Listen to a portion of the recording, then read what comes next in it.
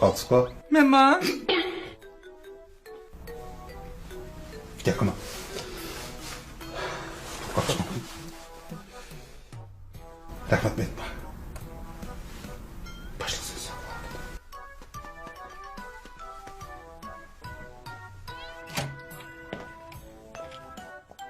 Yaxshimisiz? Hamma yerda sizning gapingiz sizni heliqi g'ali tuzigan bo'lib qopti deydi-ku. Mama. Uyay! Inchikilab ketibdi deganda shu betgan-ku. Ay, keling bir qancha rasmga tushib olaylik. Payo'changa chiqib toza xo'nlik qilamiz.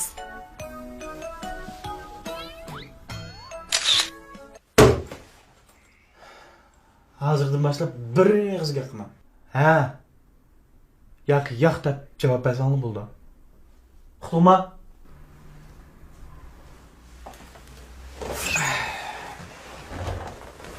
Şirket işliğin var mı yok mu?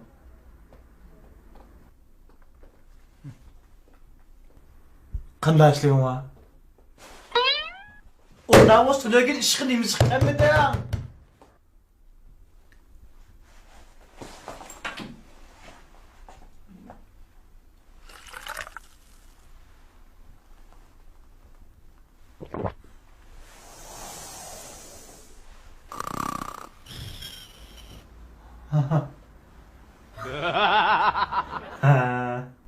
Araq ichilib, mas'ul qilib binani sakirib oldim ha. Shu gapiga men ishonma.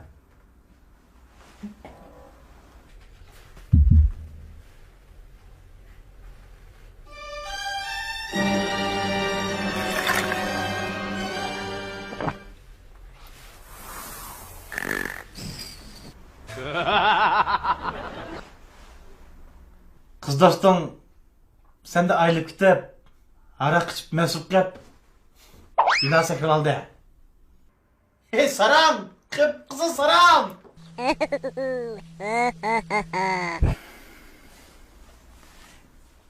Hey Muşu! Kız dostumduk sendek bir hamakatın ayrılıp kalığına hoş olmay. Binanı sakırıp aldım ha?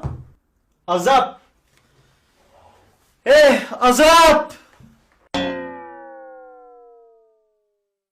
Muş dünyada yettin bir yettin çıkardım bak. Tık muşka hamakatın tepkip kalığına. Mamakat için binanı sakırıp aldık ya. Ah! Hamakatını söyleyen hamakat gençlik! Başla!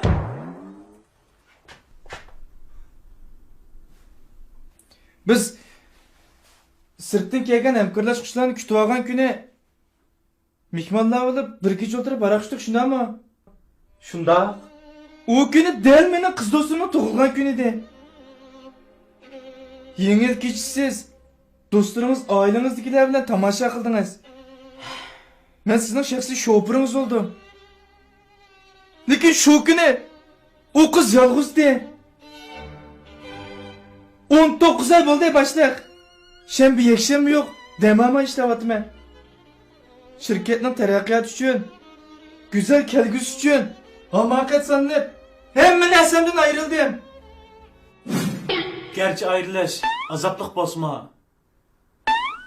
Lekin biz qayg'uni kuchga aylantirmaymiz. Ammo ovozingdagi jasoratni ko'rib yetdim. O kuni ayrilish, so'g'uq, tashvish, qo'rqish hammasi birlashib ovozim shunda o'zgarib qopti. Güzel kelgusin uchun, tavranmay tirishing uchun xo'ja.